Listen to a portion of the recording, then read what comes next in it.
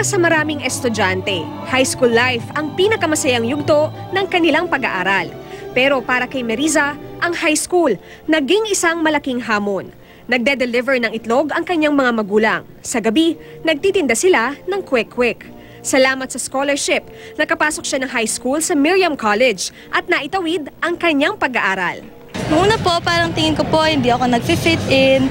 Siyempre, normal naman po siguro yon. Tapos noong una po, nalulungkot ako dahil nisip ko wala akong kausap. Alam ko po na kaya ko naman po kung pagsisimikapan ko lang din po. Sulit naman ang kanyang pagpupursige dahil ngayong taon, siya ang class valedictorian. Masarap po sa pakiramdam na pinaghirapan mo yung mga nakamit mo. Walang imposible po. Basta mayroong pagsisikap at determinasyon at paniniwala sa Panginoon. Larawan din ng katatagan ang estudyanteng si Carla. Grade 6 siya nang madiagnose ng isang pambihirang sakit. Sakit na naging balakid sa kanyang pagkilos at pananalita. Sa kabila nito, taas noon niyang tinanggap ang diploma sa high school. It was very difficult because there were some things that I wasn't able to do, such as PE, dancing. Like sometimes I couldn't go to field trips. No matter what you do, don't give up. Just keep going and you'll get there. Hinahangaan naman sa social media ang college graduate na si Vinzel Vicente.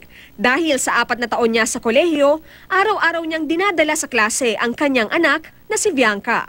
Batang ina si Vinzel, pero imbes na maging sagabal, naging inspirasyon niya ang kanyang supling sa pag-abot ng pangarap. Ang hirap ng mga exam, pagpasok na maaga sa klase at puyatang pagre-review na isabay niya lahat habang ginagampanan ang pagiging ina kahit pa sa loob ng classroom. Ang biro nga ni Vinzel, dahil araw-araw ding pumapasok kasama niya ang bata, parang graduate na rin daw ng kolehiyo ang anak niyang si Bianca. Aminado si Vinzel, may mga panahong pinanghihinaan siya ng loob dahil napapagod ang kanyang anak. Pero ika nga niya, kung gusto, maraming paraan. At kahit ano pang mangyari, ang mahalaga raw, makatapos pa rin ng pag-aaral. Victoria Tulad, GMA News.